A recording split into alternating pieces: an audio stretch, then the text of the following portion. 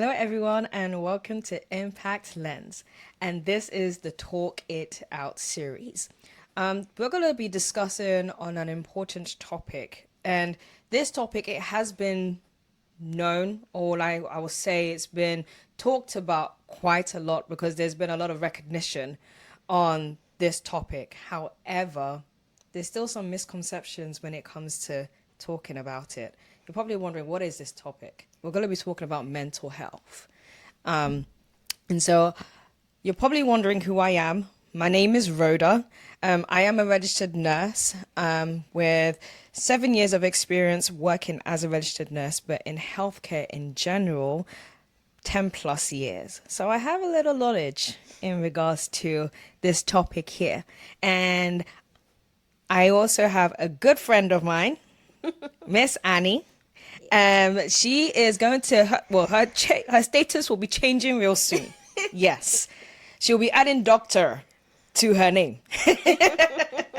But she is doing her PhD in health communication and mental health as well. So she has a lot of knowledge in regards to this area. So, hi, Annie. Hi, Rhoda. How are you doing? I'm doing amazing. Yeah. Amazing is short of the word that I feel. All right. I'm so happy to be here. Oh, thank you for joining me and discussing on this Absolutely. topic. I think that this topic is something that needs to be talked about. Absolutely. Yep. Yes. So, the first question here is, why do you think mental health is still a taboo subject in churches and in cultures? I start to smile because research has shown how much mental health conversations are literally a no-go area. It's more like a gray area when it comes to, talking about it. Right. And I'm happy as Christians, we are open to talk about some of these issues because Yes. really, if you look at it,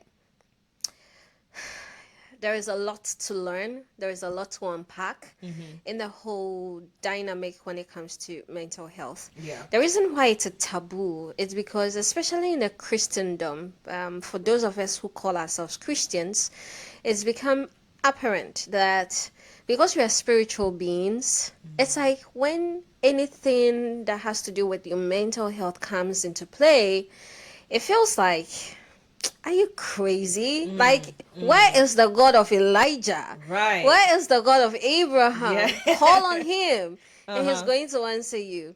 And so we put away responsibility to take care of our own mental health Yes. and over spiritualize things. Now, well, we'll talk a little bit more about the spiritual aspect of going to God to help you in your infirmity. It still is no reason to not talk about mental health, Yeah. And so the tag that comes with mental health being a crazy topic, communities associating mental health with a devil disease, Yes. so that people that go through mental health illnesses are seen as witches, bewitched. All of these together makes mental health topics really hard to discuss. And I Yeah. tell you what, research shows that it's a hard topic everywhere, like in a lot of places. Yes. In Africa, in Asia, America, yeah, but even in America, there are still some sections of families that topics around mental health is a taboo. Right. So yeah. Yeah. Yeah. Most definitely, I agree with that.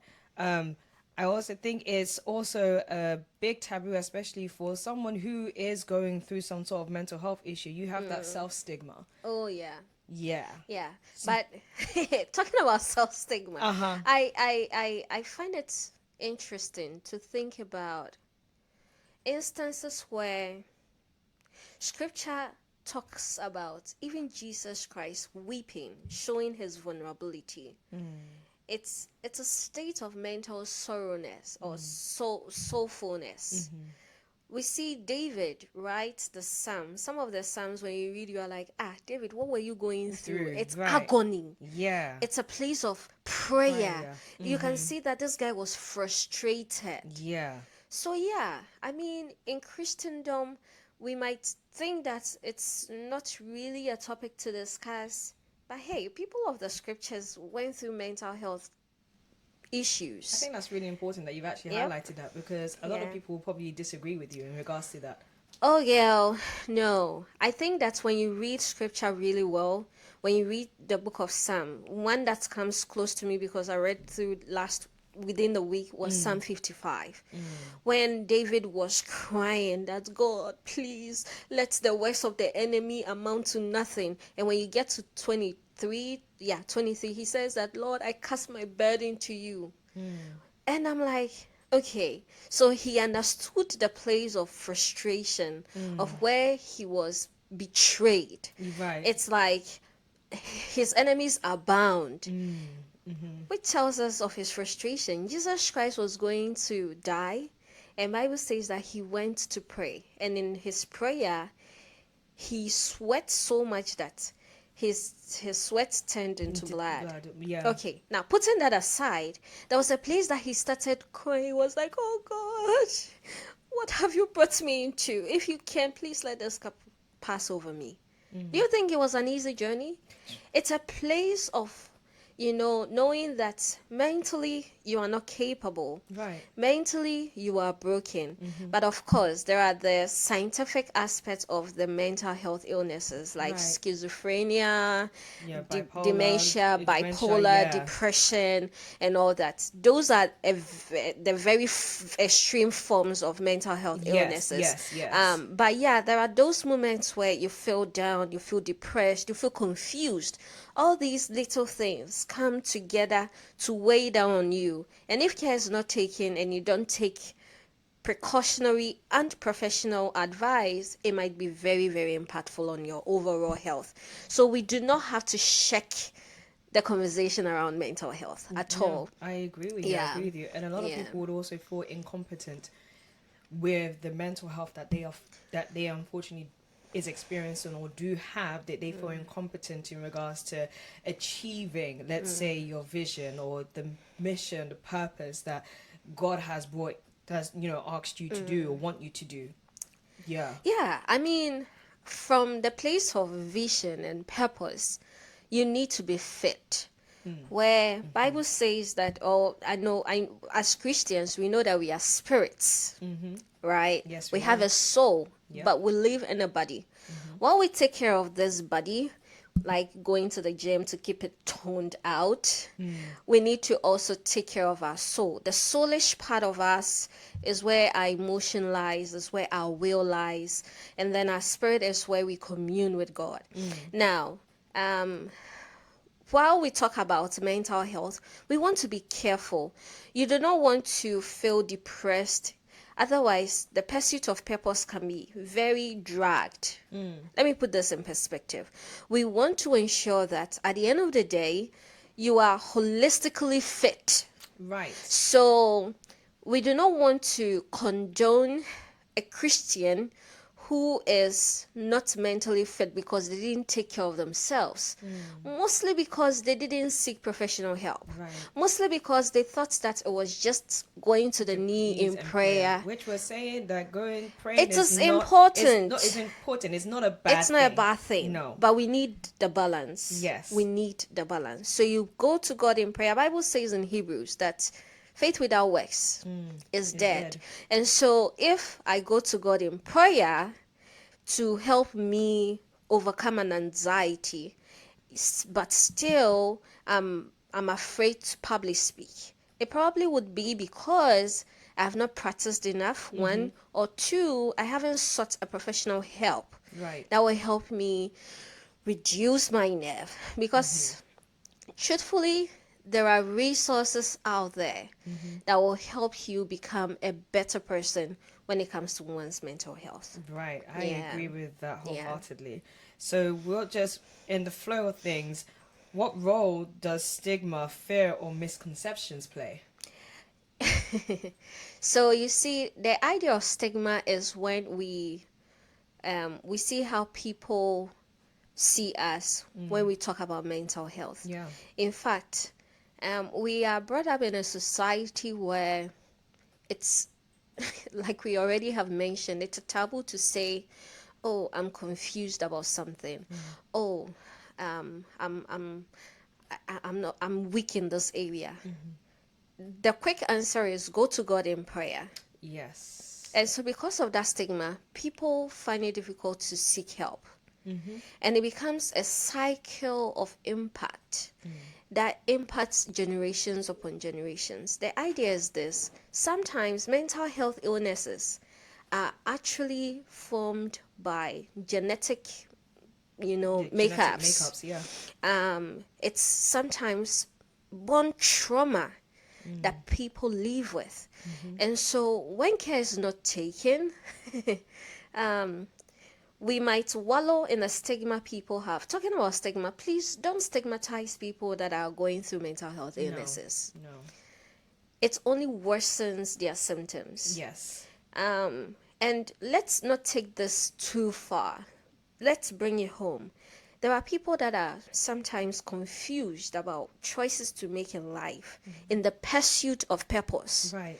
And that depression can sink them down Right. so much that now they become aloof. It's like, what can come. There are those individuals, and there are those individuals who are depressed because things are not working well for them. Yeah. Now, while there are the extremities like bipolar, where it's like you are fine today and tomorrow there is a touch in your mind that yeah. snaps. And then there is the postpartum depression and what have you.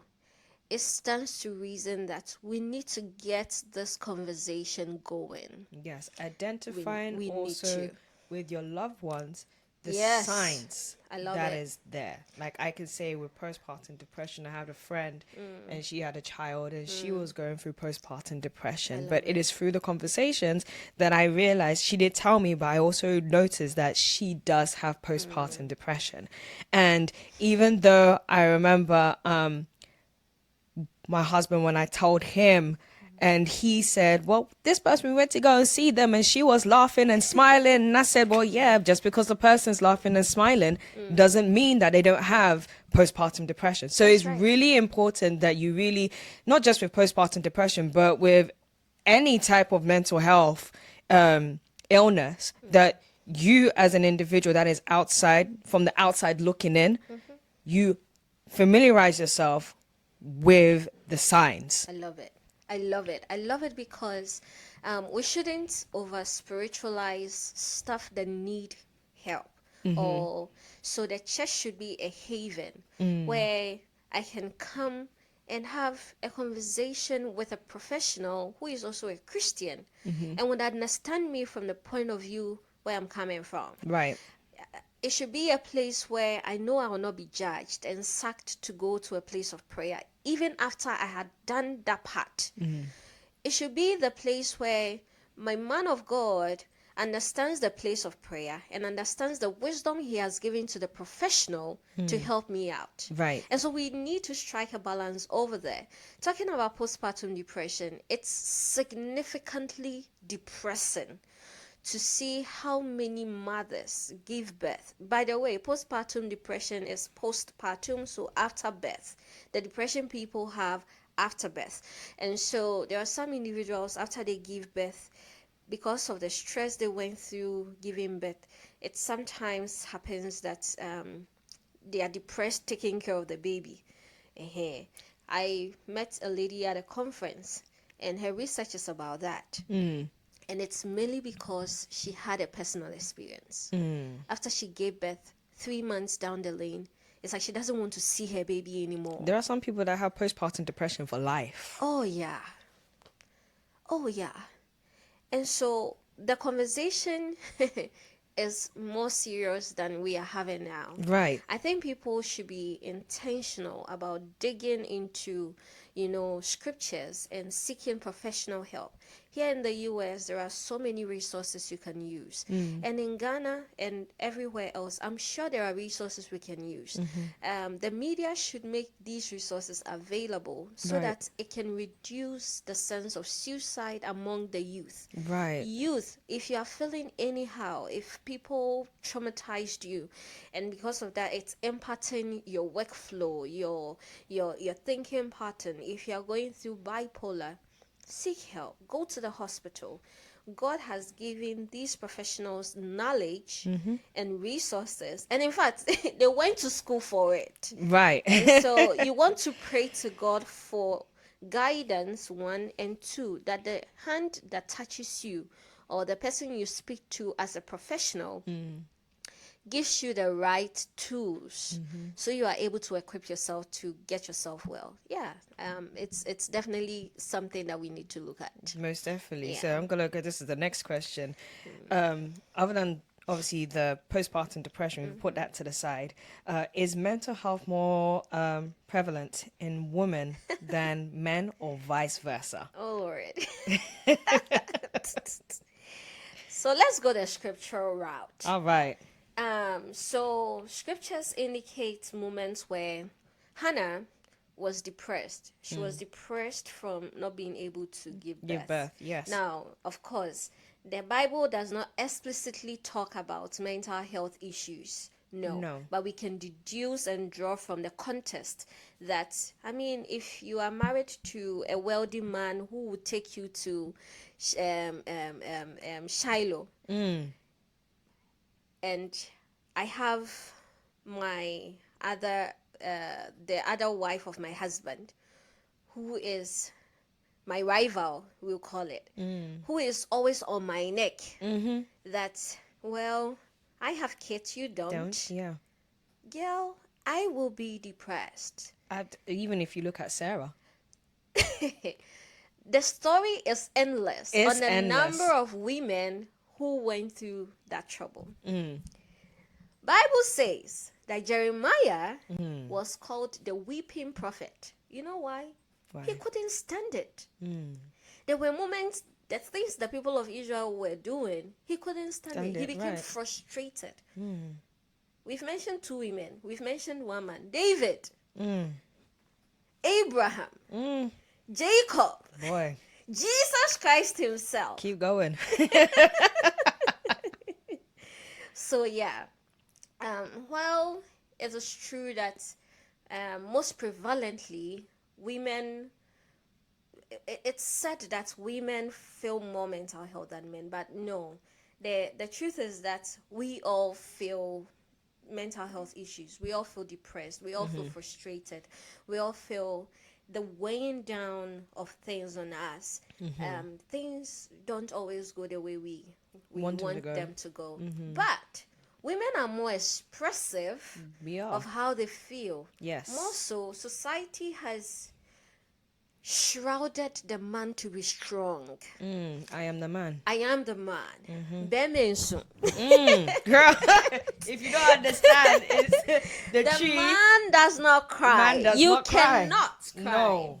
You I are grew a up- man. Yes, I grew up with 3 brothers, and well, they were still young when I'm first of 5, so they were younger.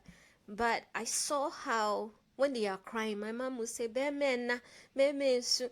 So more like you were royal. You don't have to cry. And my dad, when you are dulling, when you are being a little sluggish or lazy, hey, massa, you're a man, shake yourself. Bro, I just want to be lazy. Leave me to be lazy. I mean, while we are not encouraging you men to be lazy, we no. want you to speak up. Speak up. If you feel sad about something, talk about it. Otherwise, that lingering trauma might impact your children and their children, and it now becomes a generational thing. So yeah, it doesn't affect one gender more than the other.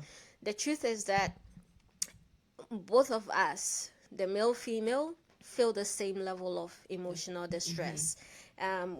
We women find it a lot easier to express To how we express it. feel. And that's Yeah. really important because when I was doing my research, 70% of suicides are men There you that go. unfortunately go through the suicides more than Yeah. necessarily women. And it's because obviously with women, we are expressive.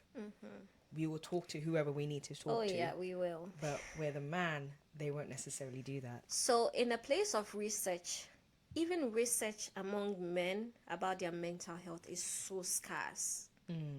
It's so scarce. Like, you roll out a survey or invite people for interviews, and you literally will find no man would want to come be a part of a conversation around mental health. Right. But I think that we need to encourage them and encourage a conversation where you, the woman, you are not judging them when they show their vulnerability Ability. or Yeah. weakness. Yeah. You know, you get it. While also we encourage them to thrive, to become who God said they should be. Right. Jesus Christ wept. And at the place of weeping, we saw his humanness. We saw that Jesus Christ was not just God, but he was truly man who expressed emotions. So we are not saying that come crying mama dada on us. No, that's not what we're saying. But the place where, oh babe, I had this deal, but it didn't go through, and I'm so frustrated about it. I wish God would have changed things. Right. Then your wife can go with you in prayer, or your mom can go with you in prayer, or your pastor, or whoever you revere who is going to help you spiritually can help you in prayer. Then you seek help. Right. Then you seek help. And so we need to strike that balance. I think the key word in this conversation is balance. As Christians, we can't underestimate the place of prayer. No. At the same time, we need to be wise to use the resources God has given us. Yeah. Right. Okay. So then this fourth question, right? Let's listen to this. How has media, upbringing, or cultural background shaped how we talk about mental health? Now that is a big one. Yeah. I was born and raised in the UK, but my parents are Ghanaian, so I am Ghanaian. Coming to talk about mental health within a Ghanaian community, it's not something that people like to talk about. Yeah. Yeah. Yeah. So you talk about media, culture, upbringing. These are three important socialization tools right. that we have. The media is a place where it can be used as a tool to positively and negatively influence the conversation around mental health. When the media studies or research in media shows us that the media tells us what to think about. There's a theory for that. Yeah. They set the agenda. They literally inject us with the information that we should know. Right. So if the media wants to propagate conversations on mental health, it will. It would, yeah. If it doesn't want to, it would won't, not. Yeah. Yeah. So media is a two-edged sword. We definitely would want to have Christians who are open to talk about some of these topics on media. Right. And now, in the context of media, we are not limiting ourselves to just the traditional media, the TV, radio. Yeah, no. Today, the internet has afforded us the opportunity to reach thousands and thousands of people. And so people who have studied, who are doing stuff, must take to the media. Right. Go on Instagram and talk about mental health. Go on TikTok. Facebook, where have you?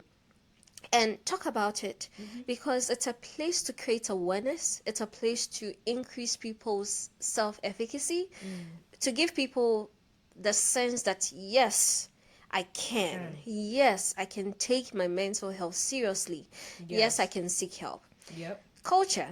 Now, I will put culture and upbringing together. Yeah. Yeah.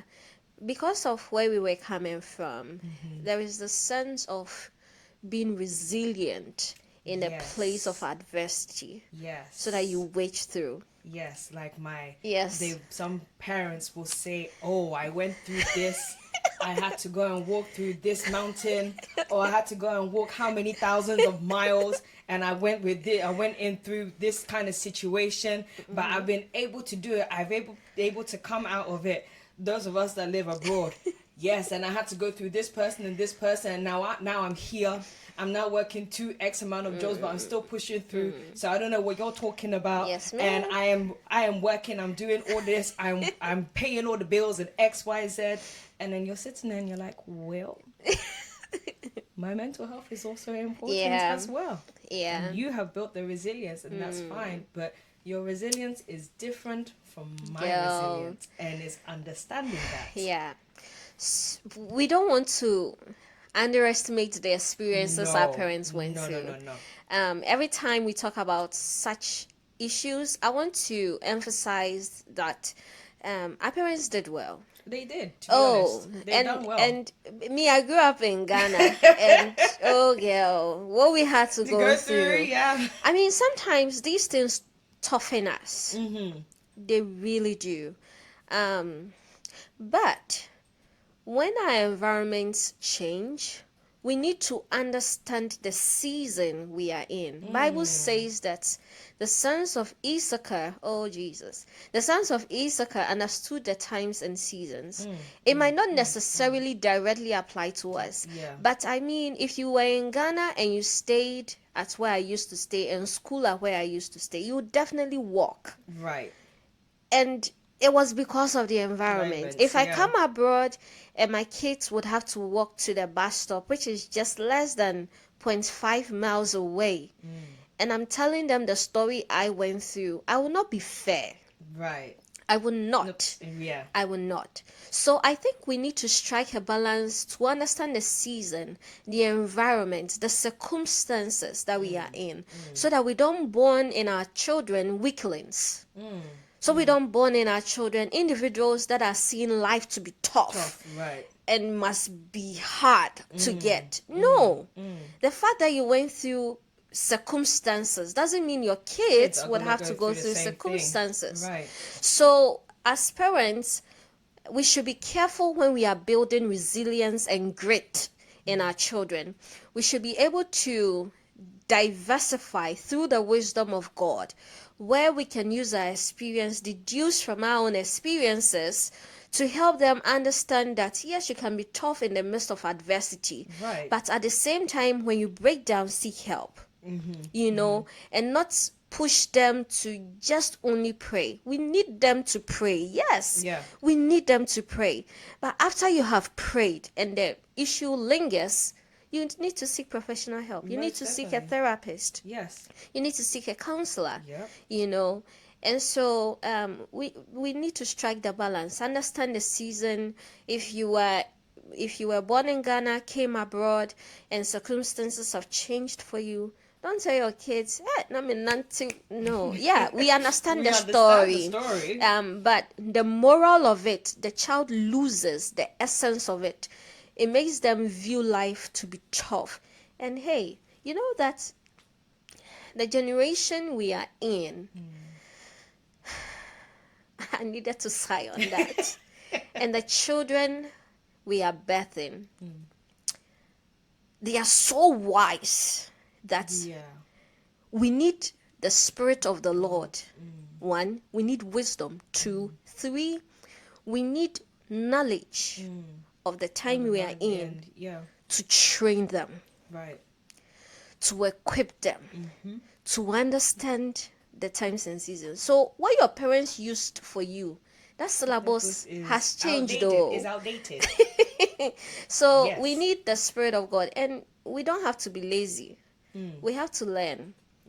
Learn extra books. There are Spirit-filled ministers of God who have written inspiring Spirit-filled books that will help you navigate the times we are in. That's what I will leave it at that. I'm gonna just chip in a little question over here, because I remember I was asking my husband this when I was kind of doing some research, and something kind of triggered in my mind. Well, when it comes to mental health, and let's say the actual church Mm. itself. Mm. Now that is where that's a bit of a problem. If somebody, let's say they are obviously going through a mental health issue, maybe going through some sort of a sickness or something along those lines. You have prayed to God 1,001 times. Mm. The problem is still there. Mm. But yet, maybe let's say if you're somebody that is from Ghana, and they'll say, don't go to the hospital, don't go and seek medical help. God will do it. Keep praying. Keep praying. Yeah. Keep praying. You've prayed and prayed, but nothing seems to be working out. Mm. What do you do then? So, many years ago, many years ago, a friend of mine confided in me that this is not related to mental health, but she had a lump in her breast.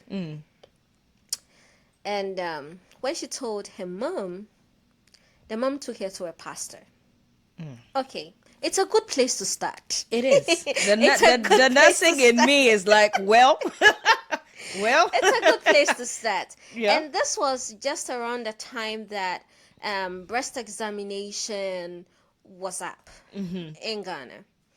And my friend is telling me that they see the pastor touches and examines the breast, and the pastor gives her a concussion to apply to where the lump is. And then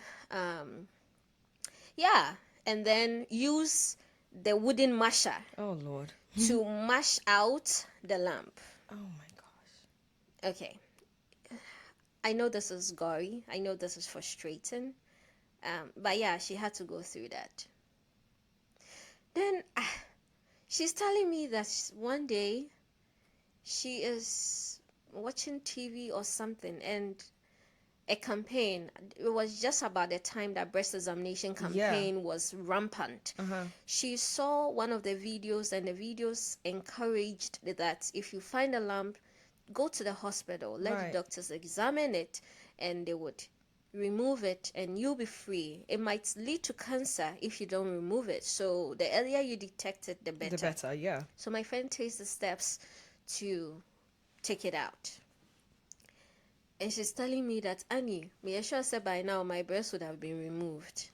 Okay, now while the story is not related to mental health, it still has a place. Right. Where sometimes we feel the church is the last place of resort, especially when there are professionals to help.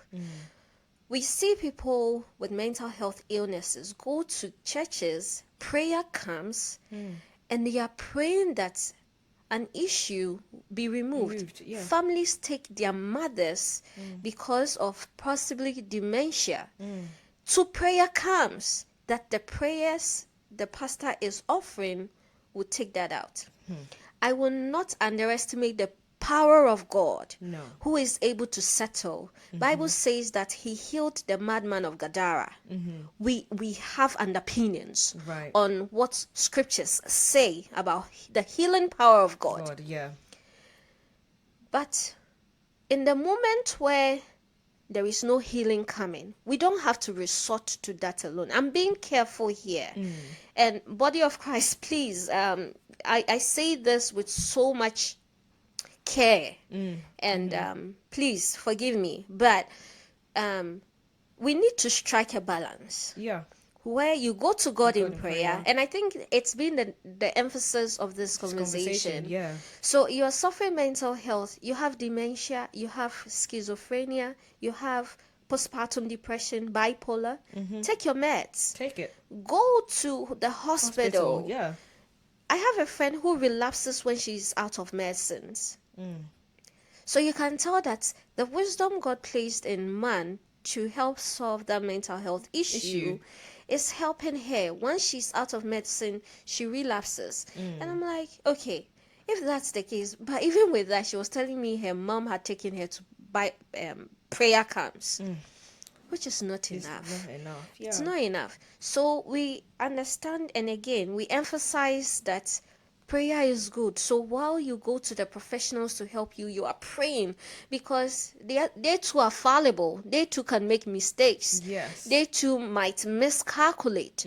But you want to pray to God that the Lord Himself, through them, will give you the right dosage, will give you, no, not the right dosage, right diagnosis, Right medication. then right medication. Right. And so we need God as much as we need the professionals.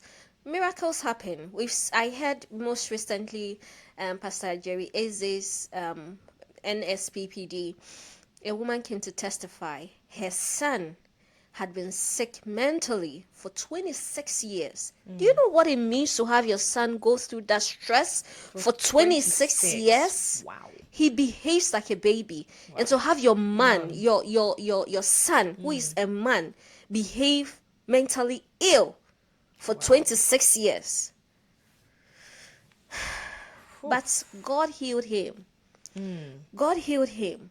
Yes, so I'm not underestimating and downplaying the place of prayer. No.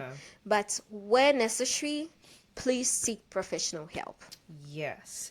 And then it also brings me to my next thing here as well. Even though you go and seek professional help, some of the damaging myths of mental health, don't heed to them too much. You know, some people will say just because you have this, let's say for example, your friend that has bipolar, she's just being dramatic. She's just being extra. That's not the case. Or some, as we have said, prayer alone is enough.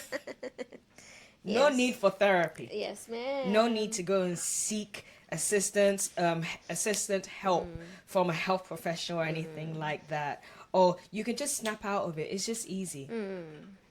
Even though we have the scripture, renew your mind. Some people struggle in regards to renewing their mind. Some people don't even know how to renew their mind, right? But then somebody will say, oh, it's easy, just snap out of it. How? You know, therapy is for crazy people. Yeah, I'm not crazy, but therapy is for crazy people. Somebody will say. Yeah. Or even, as we have said before, in regards to men. Men don't get depressed. Oh, yeah. It's funny. These myths tell us that, I mean, the conversation of mental health is not widely spread enough. You know, so, I mean, it's okay to hold myths, but it's very much of a trouble when it's going to impact the generation we are raising. It's going to so much impact the next generation we are impacting. So at the end of the day, we need to seek knowledge. Like, for real. We need to seek knowledge. We need to read. We need to take an extra course on how to be a caregiver to somebody who suffers mental health illnesses. I have so many things, but it's escaped me. But what is coming quickly on my mind is when you mentioned men are supposed to show grit. Man, no. Sometimes things don't go like they actually should go. But hey, Bible says that Elijah one day, after Jezebel had threatened. Yeah, I was in my mind. Oh my gosh. The way he ran. He ran for his life. He ran for his life. And in the wilderness, he said, God, I can't do. He said, God, I'm tired. Know, it's like I'm in this alone. Yeah. Yeah. So men also do suffer. But even with that, you know the answer God gave him? No, don't worry. I have more prophets. I have more prophet. Which means that sometimes that would be a story for another day. So yeah, it's okay. But even just to emphasize on just that, even though he went to Elijah was in the wilderness and he was like saying, I don't know what to do, right? Even with that one crown, the dream that he had, right? There Yeah. was food there. An angel woke Right. him up and said, Yes, "Hey, this is the ma'am. food. You need it Eat for the the next journey journey." ahead. So this is God is telling him that the journey don't end here. No. It doesn't. Oh Lord. It Yeah. doesn't end here. Yeah. The journey ahead is longer, Yeah. but you need this food. Eat up. So even him who was a prophet, does this make sense? He called fire from heaven to consume the Zoom. gods of Baal. Right. He needed food He food. to sustain him. And you are there saying that no, you're not being fair to God. No. No. God had to even come in and say, hey, bro, you gotta eat. The journey ahead is long. So it means that in our interaction with people who have mental health illnesses, sometimes all they need is food. Yes. And food is metaphorical. It could be that they need a The therapy, the resources. the resources. They just need the resources. So yeah, the myth is again and again ongoing, but we need to enlighten ourselves. Yes. And today, I think there are a lot of resources. Yeah. I want to speak to parents. I want to speak to guardians. I want to also speak to church leaders. These are custodians of people who, through their eyes, see themselves. Let me put this better. If you're a parent, your child relies on you to see a better version of who they would become in future. Right. And so you want to bound yourself with arsenals that would help them when they come to you. You want to be the mother or father who doesn't quiet your children down. You need to be that parent who would help them strike a balance between their fierceness as a child who understands what they want to do and tame them in the knowledge of the will of God. yeah. Bible says that we should train up the child the way they should go, so that when they grow, they will not depart from it. Scripture says it in Deuteronomy and all the Old Testaments as it comes into the New, how parents play a huge role Yeah. in the child. So when we discuss mental health, it might look a little abstract, but it can come in conversations like, Mom, I was in school today and that guy said, my shoes are not nice. Don't dampen that conversation. It's a place to have a conversation of self-awareness, Yes. self-esteem. And you'll be like, girl, you have the most amazing shoes in the whole wide world. You are the most beautiful, precious thing I have. Right. You know what? You are the apple of God's eye. Yep. If anyone touches you, they've touched me. Where you build in them a spirit and a sense of grit, a sense and a spirit of self-awareness, a sense of self-esteem. Yeah. On the flip side, let's say your children now goes into the world where there are wolves in the world, and now they are actually battling things that they otherwise didn't see in the house. How do you handle it? Today, social media, children play games and they are told to go KILL their parents. Games. So some of the games they even tell the kids themselves to go and do it, just to go and KILL themselves, and they will go and do it, or it leads them to that aspect. It's frustrating. It is. So while I'm being emotionally driven about this conversation, I want us to pause a minute. Church leaders, if it would be taking a counseling course to understand the generation we have now. We now have the generation Alpha, the generation Z people who are tech savvy. They are internet oriented. Yeah. Bro. So they are exposed to a lot of stuff. They are exposed so much. And that exposure, it has its positive aspect. Oh, yeah. But also that negative aspect, which does unfortunately affect the mental health aspect. That's so true. And coming back to the church as an organization, sometimes we feel the church is the building. The church is not a building. It's not a building. The church is you and I So everywhere we go, we can make a Church. Yeah. we move from our various places of origin, Mm. meet in America, and we form a church. Mm-hmm.